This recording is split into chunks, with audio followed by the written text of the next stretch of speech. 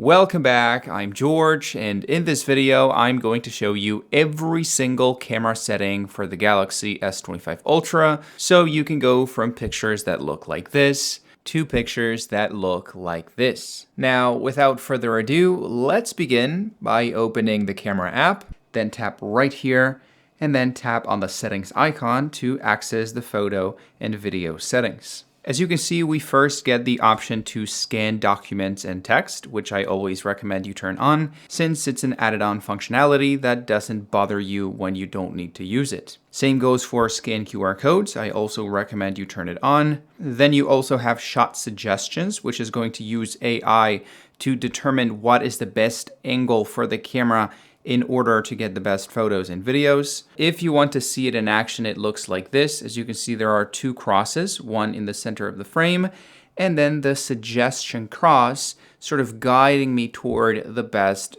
shot possible, or at least what the AI determines to be the best shot. Of course, it is not perfect, but I believe it barely bothers you. It's a very little cross on your display.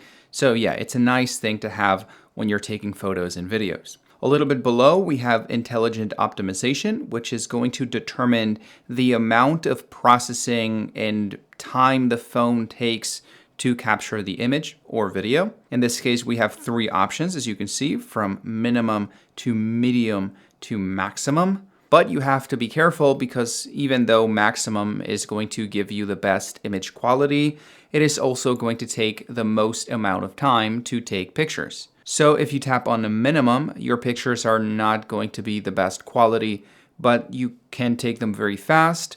Then you have medium, which is going to let you capture pictures at a decent speed and with a decent quality. And then you have maximum, which is going to optimize for the best quality possible without regarding the time it takes. Now below, as you can see, there is an option called Scene Optimizer, which is going to automatically optimize the color and contrast of pictures to make dark scenes look brighter and food look tastier and stuff like that. But I don't really recommend you turn it on. I believe this is a feature that's more meant for lower budget phones with less quality cameras.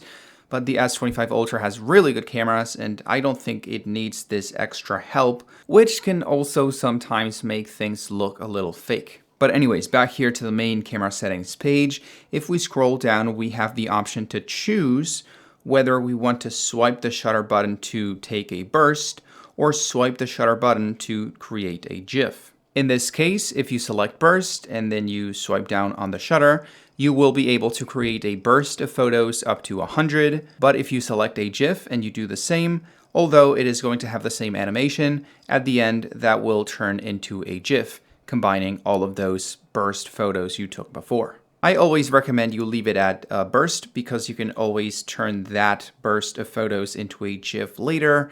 So yeah, this option gives you the most amount of versatility. Now back here to the main menu, if we scroll down a little bit more, we have the option to include a watermark, which is going to show up in every photo and video you take, and that you can give any name you want. In this case, as you can see, by default, it says Galaxy S25 Ultra, and well, I don't really recommend you turn it on unless you're doing something very specific and you want for people to know that that footage is yours for, copyright reasons. In that case, I think that makes sense, but for most people, don't activate this because it's kind of going to ruin every photo and video you take. Now, what's probably the most important camera setting here on the Galaxy S25 Ultra is this one right here, Advanced Picture Options. And I say it is the most important camera setting because people tend to make two very big mistakes. The first one is to enable high efficiency pictures, which is essentially a mode that uses a more efficient codec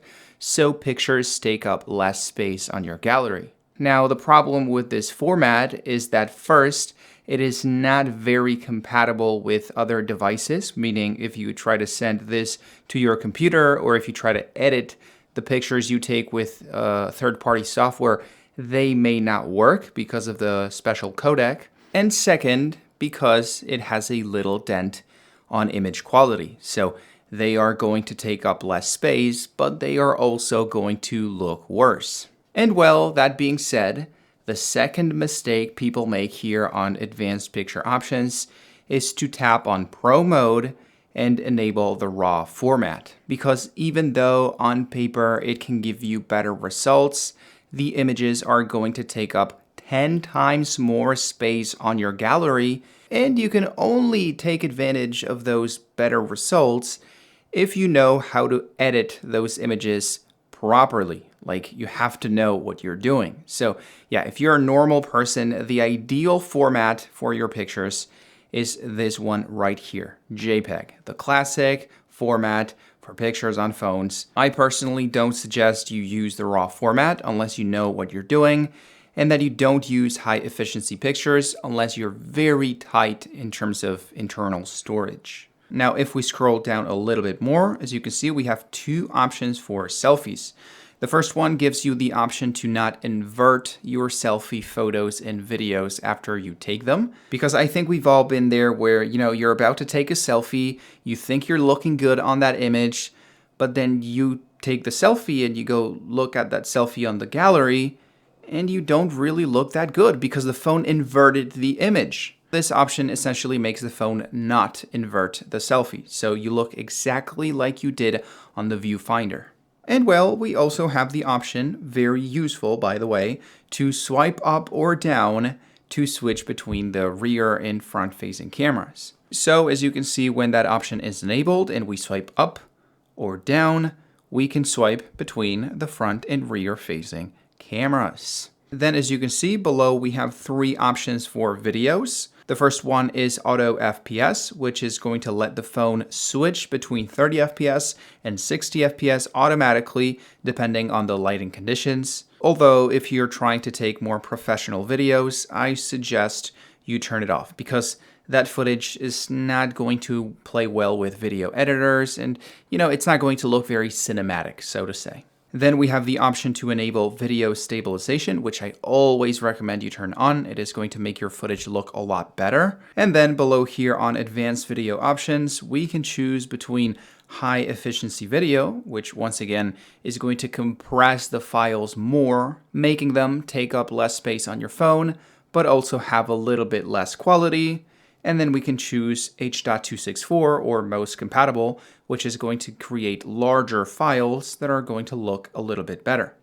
Now here on video, there's actually an option to get high efficiency video, maintaining the same quality, which is to tap on high bitrate videos. So if you tap right here, the high efficiency video is going to take up more space, but also retain the image quality. Now, I don't really know why that option is there. It kind of defeats the purpose of a high efficiency video if you're going to increase the bitrate. So yeah, if you want to take good quality videos, use H.264, which is also better for video editing.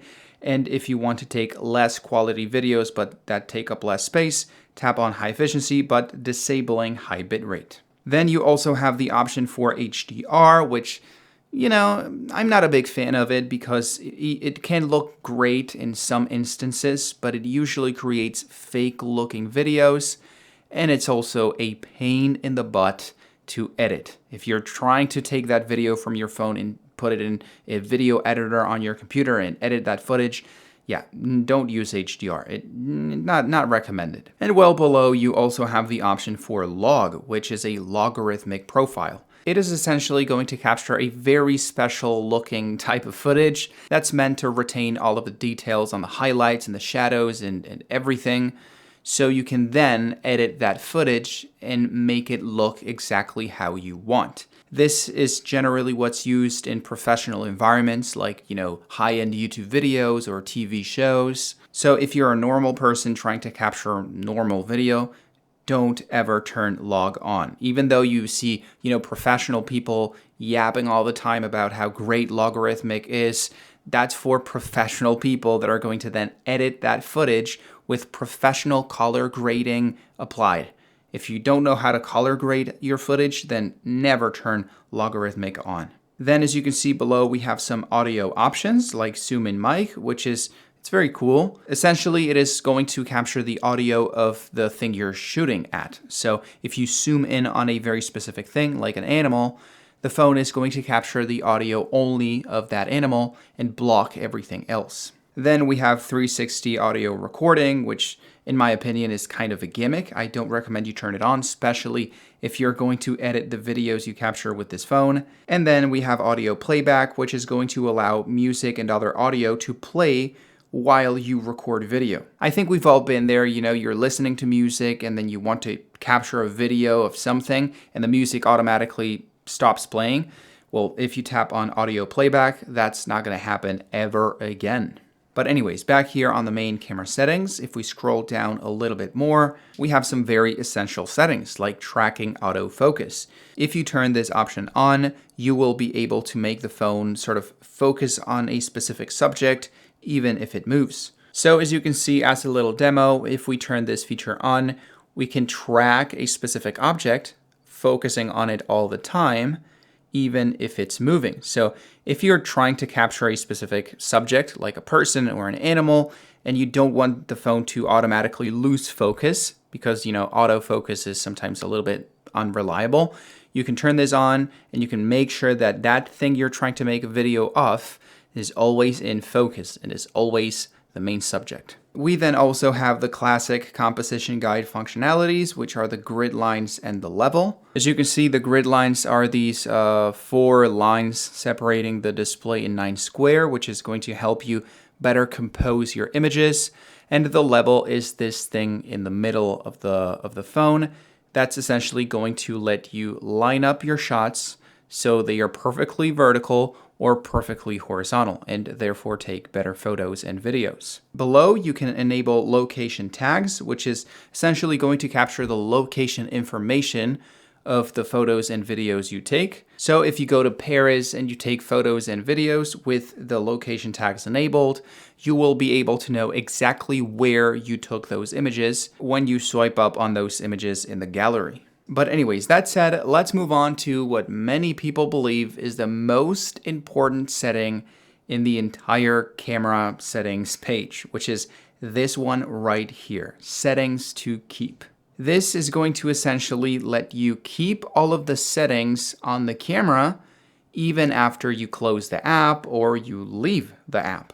As you can see, I have everything turned on, which is what I recommend you do. So if you're capturing, say, video with the selfie camera, and then you leave the camera app and you come back to it again, it is going to default back to video using the selfie camera, which is not the case by default on this phone. It is going to default, I think, to photo mode with the rear cameras all the time. If you turn all of these settings on, you will make sure that whatever you do to the camera, whatever settings you tweak, they won't default back to normal every time you close the app, which can be very inconvenient. Now, if we come back here to the main camera settings, you'll see that I have a menu down here called Camera Assistant.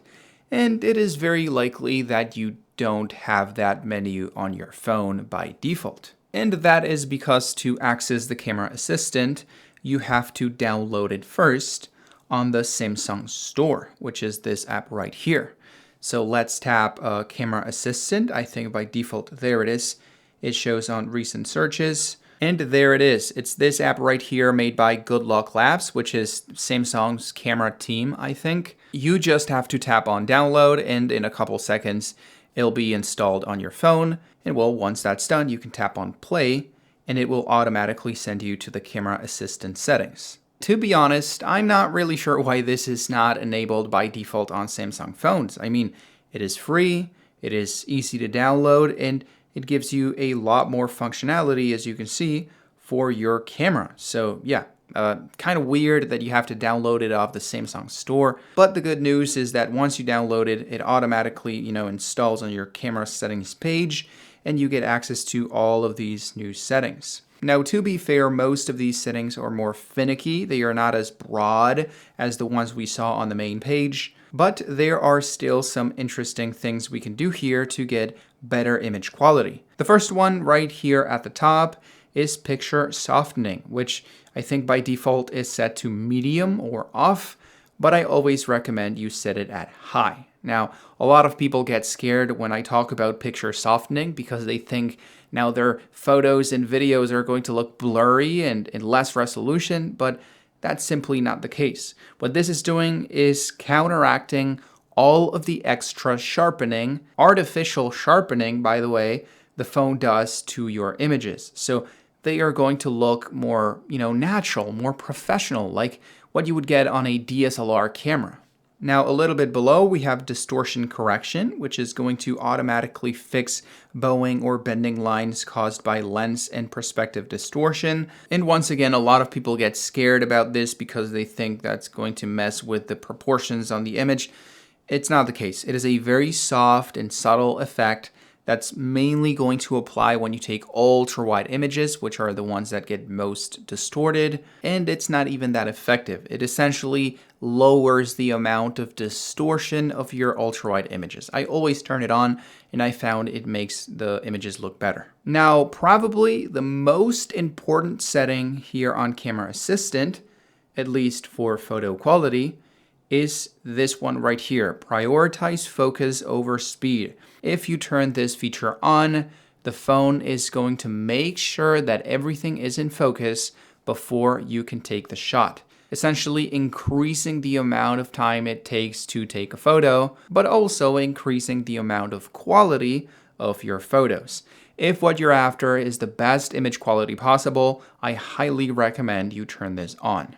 But anyways, I think that pretty much covers every single setting for the S25 Ultra. The last tip that I have, and it's here on the main camera app, is that you enable 200 megapixel photos when you want the maximum quality. A lot of people say that it's not noticeable because it's a small sensor, but I found that with good lighting conditions, it is very, very noticeable. It can capture a lot of detail. So yeah, if you're trying to take a special photo, make sure to enable 200 megapixels. Although, be careful and remember to then switch back on to 12 megapixels because 200 megapixel photos, even though they are very detailed, they also take up an enormous amount of space, more than many videos that I've captured at 4K resolution. So yeah, be careful because they can fill up your storage very, very quick. But anyways, as I said, that's pretty much everything. Those were all the settings you need to change